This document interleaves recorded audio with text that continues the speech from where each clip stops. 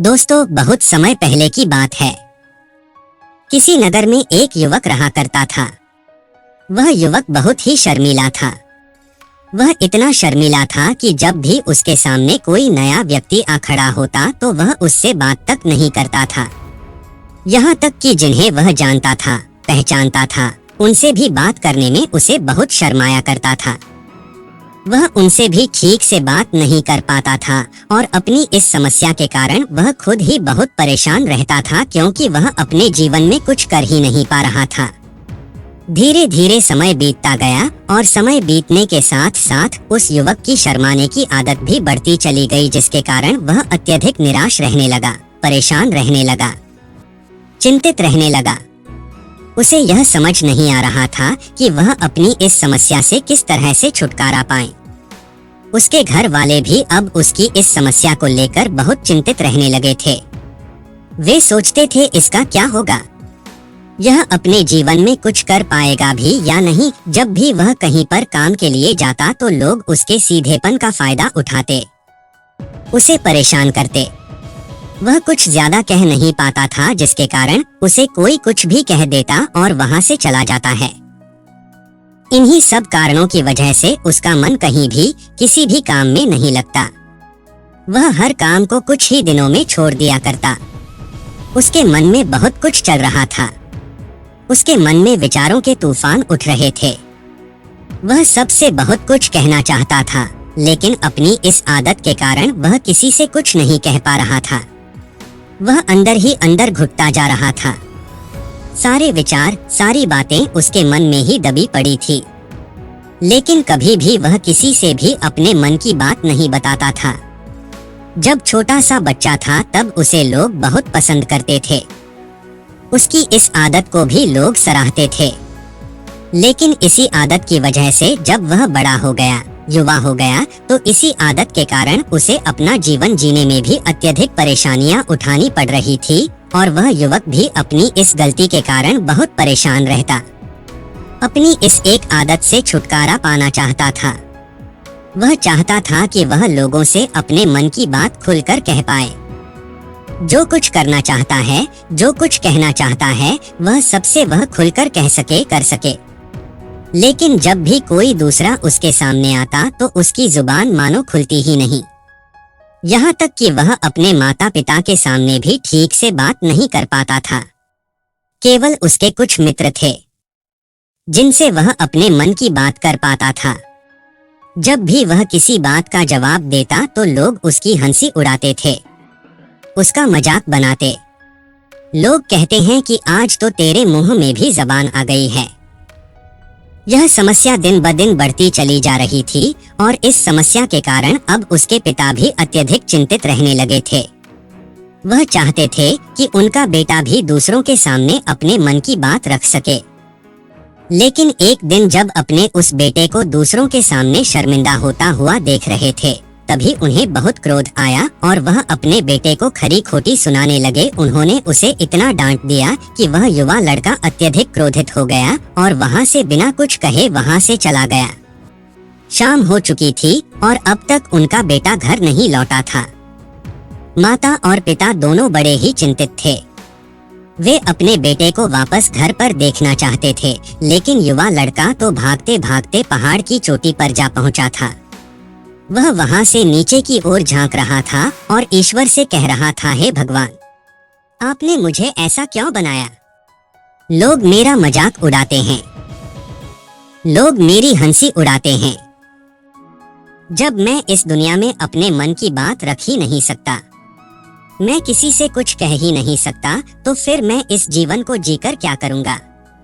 जब भी मैं किसी से कुछ कहने की कोशिश करता हूँ तो लोग मेरा मजाक बनाते हैं, मेरी हंसी उड़ाते हैं। यहाँ तक कि वह मुझसे कुछ भी कहकर चले जाते हैं और मैं उनका जवाब नहीं दे पाता। ऐसा जीवन जीकर मुझे क्या मिलेगा?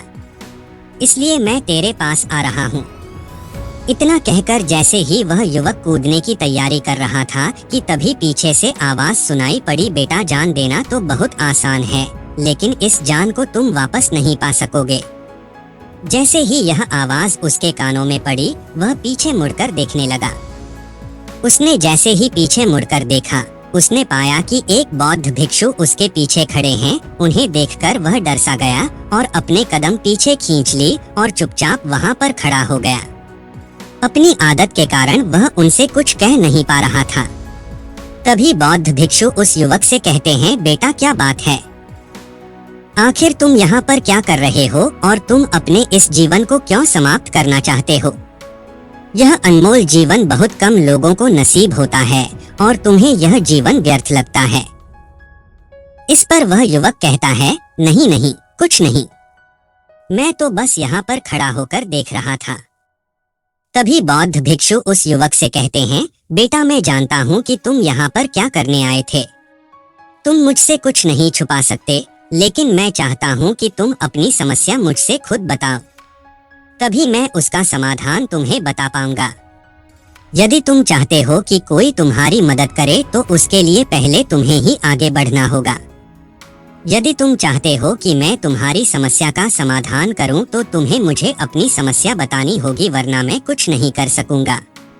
उन बौद्ध भिक्षुओं की यह बात सुनकर वह युवक कहता है, नहीं नहीं, मैं ठीक हूँ, मैं सच कह रहा हूँ। उस युवक की यह बात सुनकर बौद्ध भिक्षु उस युवक से कहते हैं, ठीक है बेटा, यदि तुम नहीं चाहते कि मैं तुम्हारी मदद करूं तो कोई बात नहीं, मैं तुम्हारी बात पर विश्वास कर लेता हूं, लेकिन तुम्हें भी मेरी एक बात पर विश्वास करना चाहिए कि मैं तुम्हारी मदद के लिए ही यहाँ पर आया हूँ। तुम चाहो तो तुम अपनी समस्या मुझे बता सकते हो और मैं तुम्हारी इस समस्या का समाधान भी अवश्य करूँगा। इसका जवाब देते हुए युवक उन बौद्ध भिक्षु से कहता है, नहीं नहीं, मैं ठीक हूँ, आप जाइए। इस पर वह बौद्ध भिक्षु उस युवक से कहते हैं, ठीक है बेटा, यदि तुम चाहते हो कि मैं यहाँ से चला जाऊँ तो मैं यहाँ से चला जाता हूँ, लेकिन मेरी एक बात याद रखना, मेरे जाने के बाद मैं तुम्हारी कोई मदद नहीं कर पाऊंगा और हो सकता है कि तुम्हारी मदद के लिए कोई और आगे भी ना आए। इतना कहकर बौद्ध भिक्षु पीछे की ओर मुड़े और अपने मार्ग में आगे बढ़ने लगे। वो युवक वहीं पर खड़ा होकर यह सब देख रहा था। जैसे ही वह कुछ दूर पहुंचे तभी उस युवक ने जोर से आवाज लगाई, गुरुदेव, मेरी समस्या बहुत बड़ी है, क्या आप उसका समाधान कर सकेंगे? क्या आप मुझे उसका समाधान दे सकेंगे? यह सुनकर बौद्ध भिक्षु वहीं पर खड़े हो गए और पीछे मुड़कर उन्होंने उस युवक की बात का जवाब देते हुए कहा, बेटा, इस दुनिया में कोई भी ऐसी समस्या नहीं है जिसका कोई समाधान न हो। यदि तुम मुझे अपनी समस्या बताओगे तो मैं उसका समाधान अवश्य करूंगा। तभी वह युवक उन बौद्ध भिक्षु से अपनी समस्या बताते हुए कहता है, गुरुवर, मेरी एक बहुत बड़ी समस्या है कि मैं शर्मीला हूँ, जिसके कारण मैं किसी से कोई बात नहीं कर पाता। यहाँ तक कि मैं अपने मन की बात भी किसी को नहीं बता पाता। जब भी मैं किसी से बात करने की कोशिश करता हूँ तो लोग मेरा मजाक उड़ाते हैं, मेरी हंसी उड़ाते हैं। जब भी मुझे कोई खरी खोटी सुनाता है, उल्टी सीधी बातें करता है तो मैं उनका जवाब नहीं दे पाता। मैं लोगों की तरह चालाक बनना चाहता हूँ, लोगों की तरह बातों का जवाब देना चाहता हूँ, अपने मन की बात करना चाहता हूँ। मैं इस दुनिया के साथ कदम से कदम मिलाकर आगे बढ़ना चाहता हूँ। क्या इसका कोई समाधान है? उन बौद्ध भिक्षु ने उस युवक की सारी बातें ध्यानपूर्वक सुनी और फिर जवाब देते हुए कहते हैं, बेटा, जरूरत से ज्यादा शर्मीला होना, इसका अर्थ यह है कि तुम्हारे अंदर कोई डर है जिसे तुम पहचान नहीं पा रहे हो, जिसका कारण उसका समाधान करने में भी असमर्थ है। शर्म करना अलग बात है और डरना अलग। जब हमारे भीतर डर होता है तब हम कहीं भी किसी से भी कोई भी बात नहीं कर सकते। हमें चारों तरफ केवल डर ही नजर आता है और हम हर जगह से डरते ही रहते हैं। लेकिन इसे शर्माना नहीं कहते। शर्म तो बस एक हद तक तुम्हें चुप रख सकता है। फिर वह बौद्ध भिक्षु उस युवक से कहते हैं, बेटा, तुम सबसे अधिक किससे शर्माते हो? युवक इसका जवाब देते हुए कहता है, गुरुवर, मुझे अपने पिता से बात करने में बहुत शर्म आती है। मैं उनके सामने कुछ बोल ही नहीं पाता। तभी वह बौद्ध भिक्षु उस युवक से कहते हैं, अच्छा तो यह बताओ, जब तुम अपने पिता से बात कर रहे होते हो या फिर बात करने का प्रयास करते हो तो तुम्हारे मन में कैसे ख्याल आते हैं? युवक इसका जवाब देते हुए कहता है, गुरुवर, जब भी मैं अपने पिता से बात करने का प्रयास करता हूँ तो मुझे ऐसा लगता है कि मानो मेरे पिता अभी मुझे डांट देंगे, मुझ पर क्रोध करेंगे, मुझसे नाराज हो जाएंगे और कहीं न कहीं मुझे यह भी लगता है कि मैं कुछ गलत बात ही करूँगा। यहाँ तक कि मेरे मन में ऐसे भी ख्याल आते हैं कि शायद मेरे पिता मुझसे प्यार ही नहीं करते। परंतु गुरुवर, आप कहते हैं कि शर्म अलग है और डरना अलग बात है, तो क्या कोई ऐसा उपाय है जिससे मुझे डर ही न हो? क्या कोई ऐसा रास्ता है जिससे मेरे अंदर का यह डर पूरी तरह से समाप्त हो जाए? कृपा करके मुझे इस समस्या का समाधान बताइए। मुझे अपने इस डर से बाहर निकलना है। मुझे लोगों की तरह अपने इस जीवन को खुलकर जीना है। उस युवक की यह सारी बातें सुनकर बौद्ध भिक्षु उस युवक से कहते हैं, जाओ और अपने पिता से कहो कि मुझे कुछ काम करना है और उसके लिए मुझे आपसे कुछ धन चाहिए। यदि तुम उनसे धन मांगने में कामयाब हो गए तो मैं तुम्हें तुम्हारी समस्या का समाधान अवश्य बताऊंगा। वह युवक काफी घबरा गया। उसने उन गुरुवर से कहा, हे गुरुवर, मुझे यह कार्य दीजिए। मैं उनसे कुछ नहीं कह पाता। उनके सामने तो मेरी बोलती तक बंद हो जाती है। मैं उनसे धन भला कैसे मांगूंगा?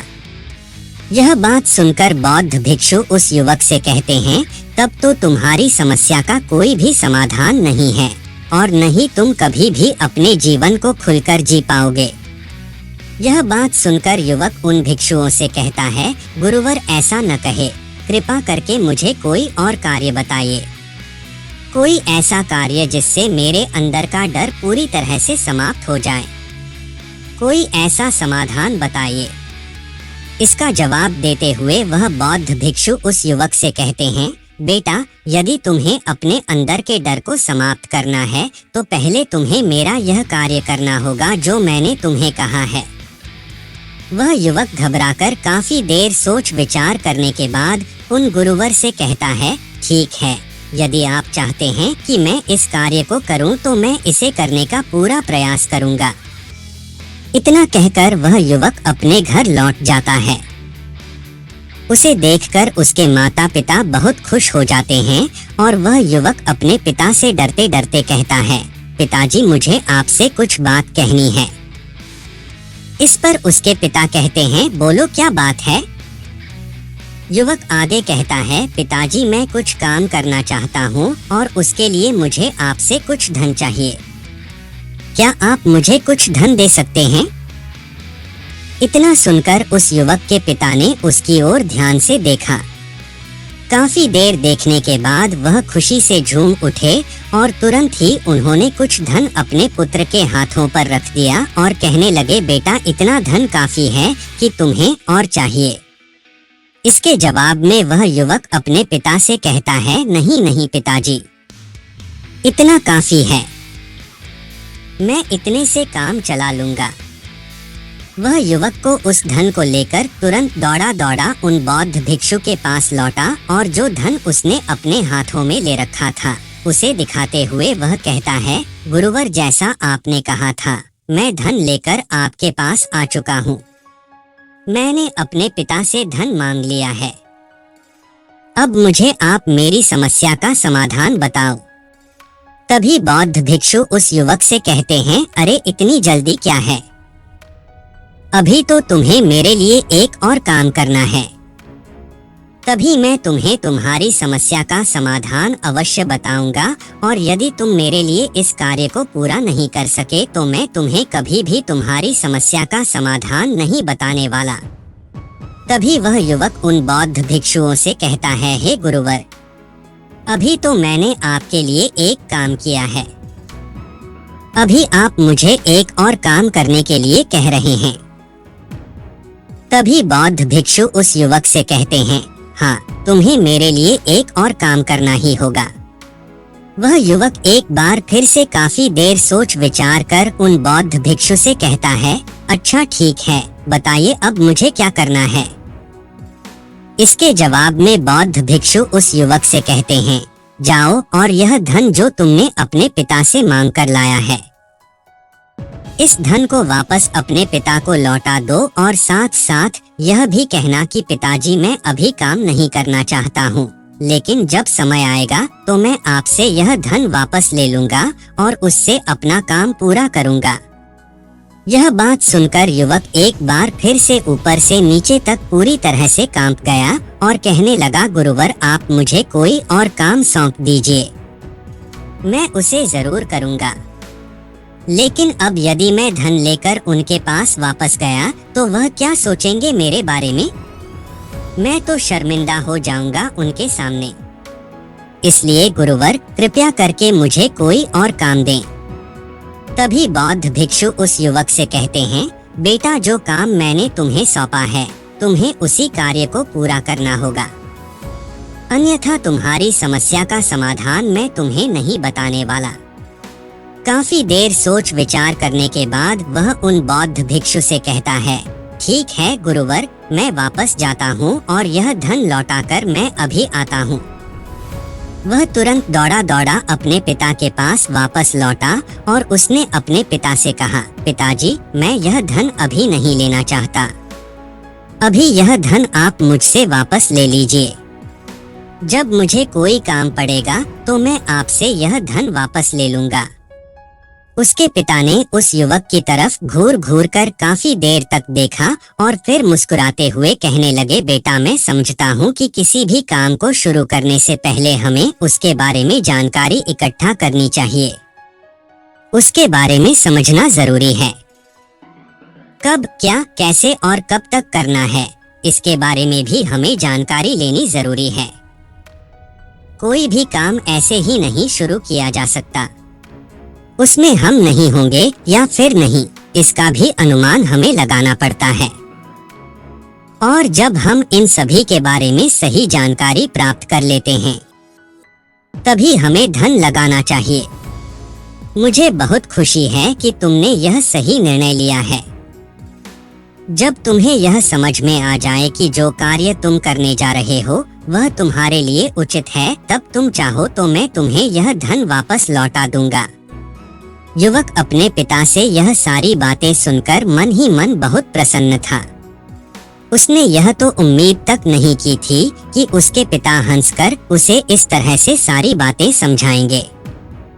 वह मन ही मन यह सोच ही रहा था कि तभी उसके पिताजी उसके और करीब आए और अपने उस युवा बेटे को गले से लगा लिया।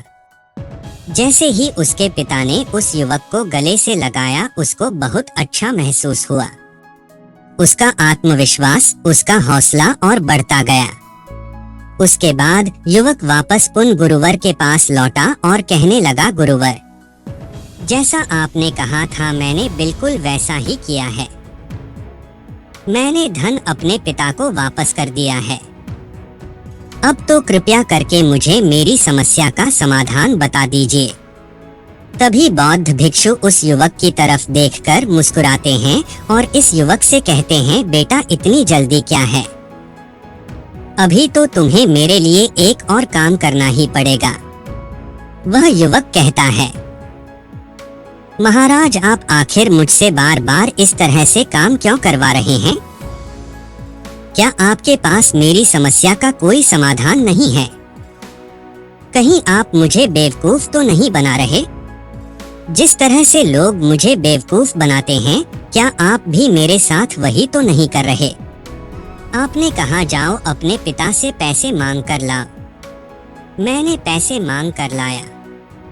आपने फिर कहा जाओ ये पैसे अपने पिता को लौटा कर आओ। मैंने आपके कहे अनुसार बिल्कुल वैसा ही किया और अब आप कह रहे हैं कि मैं आपके लिए एक और काम करूं। नहीं, ये मुझसे नहीं होगा। तभी बौद्ध भिक्षु उस युवक की तरफ देखकर मुस्कुराते हैं और कहते हैं, बेटा बस यह आखिरी काम है और यह बहुत सरल भी है। तुम जैसे ही इस कार्य को पूरा करोगे मैं तुम्हें वचन देता हूँ कि मैं तुम्हारी समस्या का समाधान तुम्हें अवश्य बताऊंगा।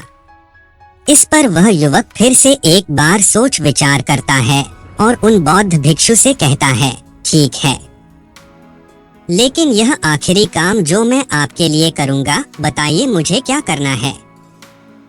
तभी बौद्ध भिक्षु एक मूर्ति निकालकर उस युवक के हाथ में थमा देते हैं। वह मूर्ति देखने में बहुत ही साधारण सी थी, लेकिन वह बौद्ध भिक्षु उस युवक से कहते हैं, बेटा, तुम्हें इसे बाजार में ले जाना है, इसे बेचना है और इसके बदले में तुम्हें 100 सोने के सिक्के लेकर आने हैं। जब तुम यह करने में सफल हो जाओगे, तभी मैं तुम्हें तुम्हारी समस्या का समाधान तुम्हें बता पाऊंगा। वह युवक उस मूर्ति को अपने हाथ में लेकर बड़े ही गौर से देखता है और उन बौद्ध भिक्षुओं से कहता है, हे गुरुवर, यह तो बड़ी ही साधारण सी मूर्ति लग रही है, मानो मिट्टी की बनाई गई। इसके लिए भला सोने के सिक्के मुझे कौन देगा? कहीं आपका माथा फिर तो नहीं गया है? इसके 1 या 2 सोने के सिक्के मिल जाए वही बहुत है।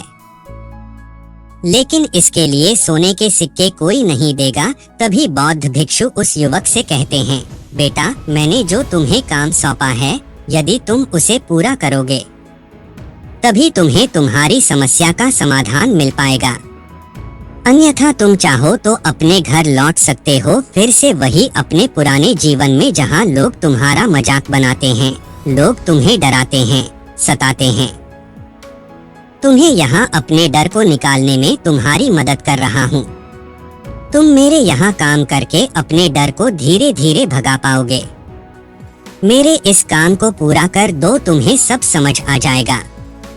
वह युवक उन बौद्ध भिक्षुओं की बात सुनकर मन ही मन यह विचार करता है कि मुझे तो मेरी समस्या का समाधान किसी भी हालत में चाहिए, जिस कारण वह उस मूर्ति को उठाकर बाजार की ओर चल पड़ता है।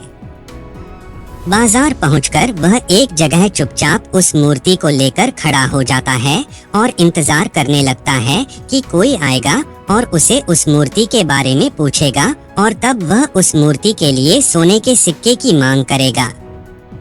देखते ही देखते काफी समय बीत गया, लेकिन अभी तक उसके पास कोई भी व्यक्ति नहीं आया था। उसने आसपास देखा तो लोग चिल्ला चिल्ला कर अपने सामानों को बेच रहे थे, जोर जोर से आवाज लगा रहे थे। उसने भी सोचा, यदि मुझे अपनी इस मूर्ति को बेचना है तो मुझे भी जोर जोर से आवाज लगानी होगी। उस युवक ने चिल्लाना शुरू किया, लेकिन वह इतनी जोर से नहीं चिल्ला रहा था। उसकी आवाज उसे खुद तक सुनाई नहीं पड़ रही थी, तो भला उसकी आवाज को दूसरे कैसे सुनते, जिस कारण उसे कोई भी व्यक्ति खरीदने के लिए तैयार नहीं था।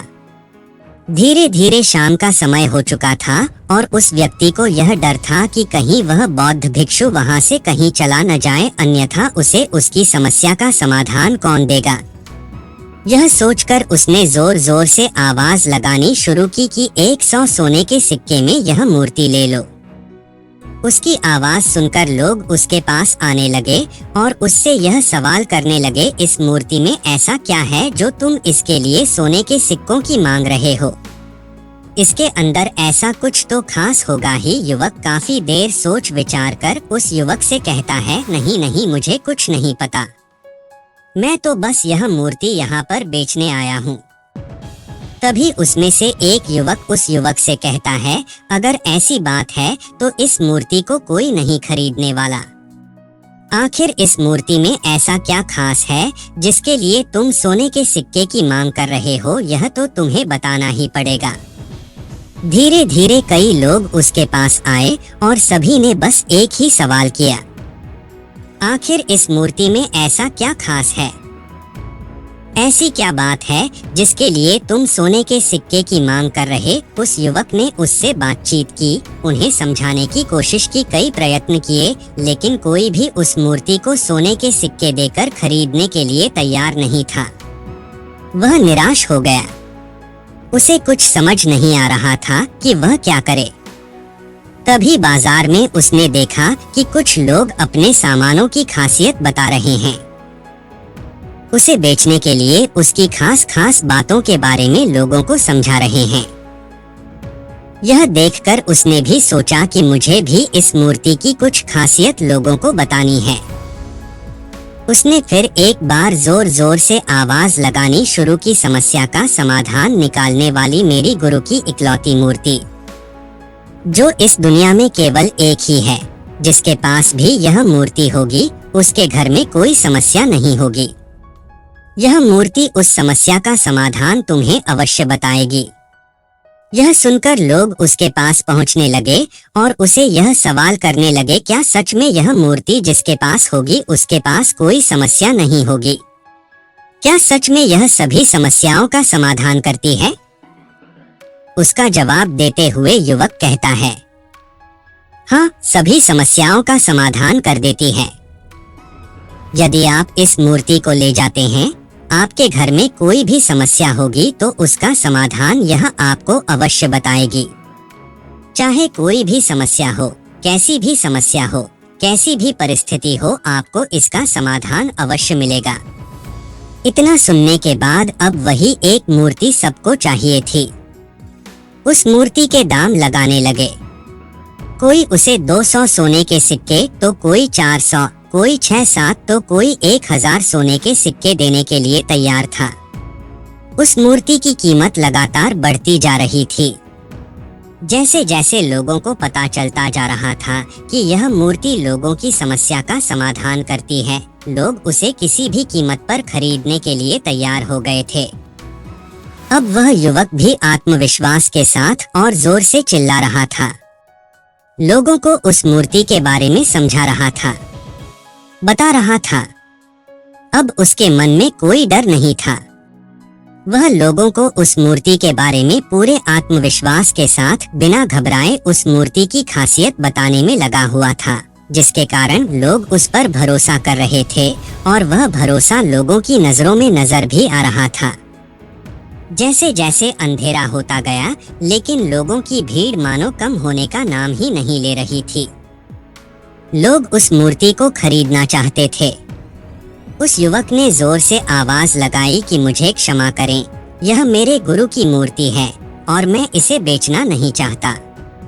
इतना कहकर वह युवक उस मूर्ति को लेकर वापस खाली हाथ लौट आया और उन गुरुवर के पास पहुंचा और गुरुवार से कहने लगा, है गुरुदेव, आपका बहुत बहुत धन्यवाद।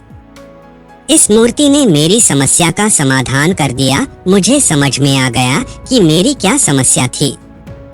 हालांकि मैं इसे बेचकर सोने के सिक्के तो आपके लिए नहीं ला पाया, लेकिन मुझे मेरी समस्या का समाधान अवश्य मिल गया। आपका बहुत बहुत धन्यवाद। इस बात को सुनकर बौद्ध भिक्षु उस युवक से कहते हैं, बेटा, मैंने तुम्हारी समस्या का समाधान नहीं किया है, तुमने तो खुद ही अपनी समस्या का समाधान किया। अपनी समस्या तुमने खुद ही सुलझा ली है। तुम्हारे मन में हजारों सवाल थे। मैं यह करूंगा तो लोग मेरे बारे में क्या सोचेंगे? यदि मैं अपना मुंह खोलूंगा तो लोग मेरे पर हंसेंगे। यदि मैंने मुंह खोला तो मैं कुछ गलत ही करूंगा। ऐसे कई सारे विचार तुम्हारे मन में थे। ऐसे कई सारे डर तुमने अपने मन में पाल रखे थे। लेकिन जब इस मूर्ति के बेचने के दौरान तुमने उन हजारों लोगों का सामना किया, उनके सामने खुलकर अपनी बात रखी, उनके सामने खुलकर वह कहा जो तुम्हें कहना था, तो तुम्हारे मन का डर खुद ब खुद समाप्त हो गया। जिसे तुम शर्माना कहते थे, वह अपने आप ही तुम्हारे भीतर से कहीं गायब हो गया। युवक अपने गुरु की यह बात सुनकर अपने गुरुवार से कहता है, गुरुवर, आप सही कहते हैं। आपने आज मेरे मन में वो विश्वास जगा दिया है जिसे मैं अब अपने जीवन में कुछ भी हासिल कर सकता हूँ। आपका बहुत बहुत धन्यवाद। डर को धीरे धीरे खत्म करने से न ही आपको शर्म आएगी और न ही डर लगेगा। और जब आपके भीतर का डर हमेशा के लिए समाप्त हो जाएगा, तो आप अपने जीवन में जो भी कुछ करना चाहते हैं, जो भी कुछ पाना चाहते हैं, उसका रास्ता आपके लिए पूरी तरह से साफ हो जाएगा और आप अपने मार्ग पर तेजी से आगे की ओर बढ़ने में सक्षम भी हो जाएंगे। इसलिए लोग क्या कहते हैं, क्या कहेंगे ये सब छोड़ दीजिए और खुद पर विश्वास कीजिए, क्योंकि आप ही हैं जो अपने इस डर का सामना कर सकते हैं। दोस्तों, इस वीडियो को लाइक करें तथा अपने दोस्तों के साथ शेयर करें और हमें सब्सक्राइब करना न भूलें। और हाँ, इस वीडियो से कोई भी सवाल है तो आप कमेंट में पूछ सकते हैं, क्योंकि आपकी कमेंट से हमें वीडियो बनाने का मोटिवेशन मिलता है। धन्यवाद।